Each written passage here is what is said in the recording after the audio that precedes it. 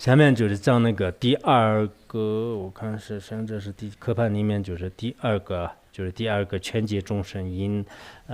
就是什么这个水念如来分两个，一个是寻找生生缘起之因和，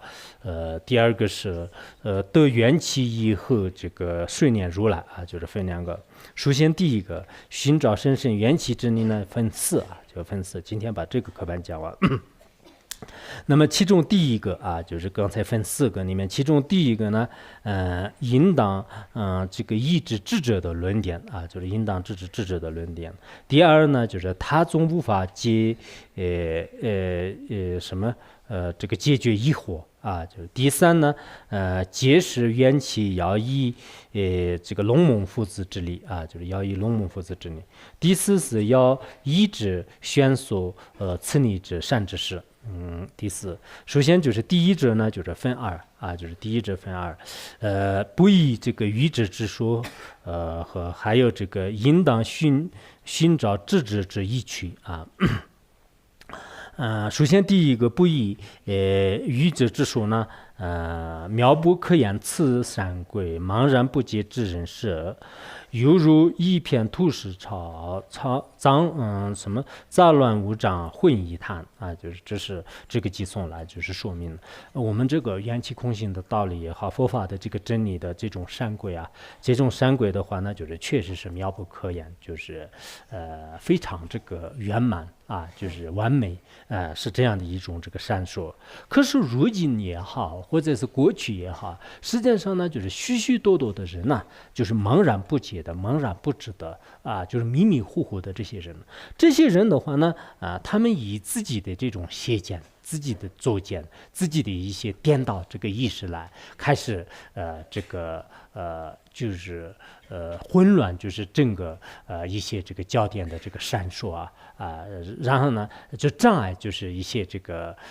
真正的这个修行之道啊，就障碍真正的这个修行之道。所以他们的整个这个思绪也好，他们的思想思路呢，就全部都没有什么这个真实的这个层次啊，就没有这个层次，可以说是这个杂乱无章就是就迷迷糊糊的，就像是一个菟丝草啊，就是菟丝草的话呢，就是它是全部就是扎在一起的，就是不可能就是选出一个突须啊，不可能呢，就是怎么说啊，就是一片乱嘛，我里面呢就是根本就是选不出来，就是这个草就是可能你们以前也这个看过，以前我们讲那个其他论点的时候也是说过那么这些人的话呢，就是真正的这个妙理啊，就是缘起空性的道理啊，佛法的真理啊，这些都是全部就是凭自己的这种这个邪见来就是混为一谈就是扰乱就是整个智慧的这种依据。这是古今这个中外也好，或者说是自古以来就是有无数的人，尤其是现在这个时代的话呢，人们都自我意识是特别强。就自己认为是自己有一种这个主见就是自己有一种这个什么这个自我，尤其是可能现在的这个独生子就很多都是从小都是父母都认为是你是这个唯一的我们家的这个公主王子就是公主或者是王子，那这样的话呢，那么就认为是就是来到这个世界以后呢，就什么事情都是自己是第一。到了这个社会上的时候呢，真正的这个智慧呢，就是一定也是就是不玄妙，就是没有什么智慧的，就是真正让他讲一个道理的话，那就是讲不出什么。但是自己的这个傲慢性和自己的这种这个我执就是特别强烈，因此让他讲一些这个佛法的道理也好，或者是世间的真理的话呢，全部是以自己的这个谢说来，就是凭借自己的这个谢说来，就是染污就是很多的这个真实的这个意趣就所以这种人的话呢，就是宗喀巴大师也是这里呢，就我们呢是不能这个抑制这种人的这个说法就有些讲义里面说，当时这个藏地的有些这个论师就是也没有就是通达这个缘起空性的真理，所以宗喀巴大师呢就是间接就是说是不能就是抑制这些人的这个观点，就是不能抑制这些人的观点，就是也有这种说法。我想是这样这个解释也是可以的，但这个这个意义是很广泛的，就是所以我们在这个现在的这个社会当中就是大家都应该这个清楚就其实现在很多人对这个科学也不懂，对佛法也不懂，对实践法也不懂就相当一部分，当然有个别的一些智者，这些智者呢就是有谦虚的心，有这个真正的一些这个威仪，各方面的话呢，他们是不会这个出头露面的，不容易出头露面的。但是往往是就是染污佛教的、染污真理的这些人的话呢，就是一些自高自大的、狂妄自大那些人就是无有羞耻的这些愚痴之人呢，就是开始站出来，就是自己呢，就是对这个佛教、对藏传佛教、对整个这个一些真理呢，就是进行这个就开始这个肆意诽谤就是有这样的这种现象。所以呢我们有时候就是大家就是共同就是应该对这个佛教的真理呢，在众多的这个智者当中呢，就是要这个显出来。这是很重要的。现在很多人没有智慧的人呢，就是经常就是胡说八道，所以他们呢，应该在这个众人当中呢，就是站出来，就是说，那这样的话，我们确实也是，这个如果佛教就有一些过失，有一些这个不合理的地方的话，那就是我们佛教徒是从来也不会，就是就固执己见的，非要就是建立自己的这个观点的，不会这样的，以客观的、公正的，以这个合理的一种这个说法来就是解释真理就是这是我们始终是站在这样的一个角度，所以有时候的话呢，就是尤其是现在这个人们呢，就是经常有一些这个所谓的一些科学的这种伦理来，就是驳斥这个佛教的这个真理这是我们就是佛教徒是确实也是这个不承认的，就是我们这种不承认呢，就是并不是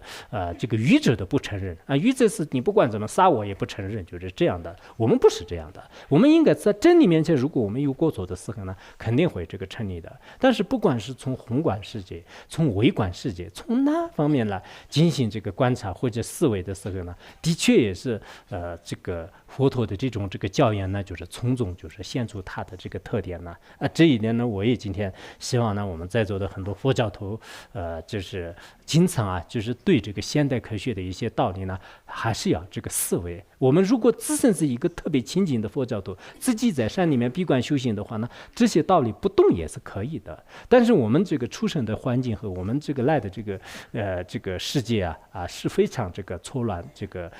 非常这个复杂的一个世界。在这个时候呢，就是人们的这种分辨量极其这个强烈。那个时候我们就是懂得，就是这些就是互相这个对应的话呢，一方面自身也是对这个本师释迦牟尼佛的教法升起这个强烈的信心、坚固的信心，就是有一定的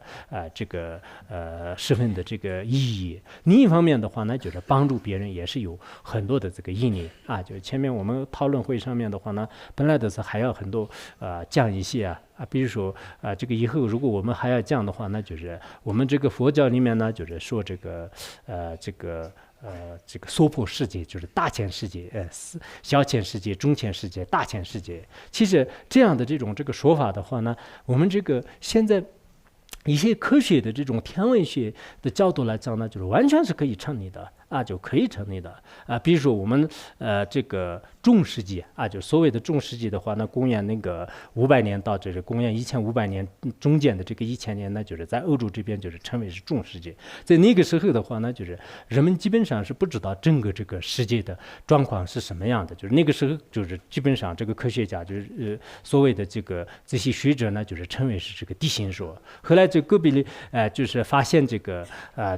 太阳中心的时候呢，就这个日就是首先是地心说，然后就日心说，然后呢就到了那个时候是这个18世纪左右的，然后就从这个19世纪开始的话呢，知道这个太阳的话呢，就是也实际上是宇宙就是银河系当中的，就是这是一个非常这个微小的一个星球微小的一个星球。然后最近的话呢，就是有很多科学家发现呢，就是在一个银河系当中，像太阳这样的这个星球呢，就是大概这个10个亿以上的就10个亿以上的非常多的这个世界，我们可以说世界就是地球也好，就是太阳也好，就这个是特别多的这样的细节。那么我们佛教里面说是比如说释迦牟尼佛的说话的一个众生的话呢，就是像我们的这个世界那样的，就是多少就是多少个，就是那这样的话，一个银河系当中呢，就是包含就是多少个这个星球和世界有时候我们一想起来这些对应的就是一说起来虽然人们呢就是中间的是因为这个就没有任何的这个意见起稍微对这些真理有点接近的时候呢，大家都睁大眼睛，觉得这个人很了不起，就是一直给那个什么这个科学家的。原来我们这个什么就是这个翻译那个光传呢，释迦牟尼佛光传，就是当时前面就是讲的这个无数的世界和无数的这些佛陀的这个名称说的时候，我旁边有一个校对，就是帮我校对的一个大学生，他的一会儿呢有点不相信，就是然后呢我就经常用各种方法来就是让他就是升起这个正见，否则的话呢就是我觉得是这个翻译完了以后会不会他也马上升邪见堕落了，就是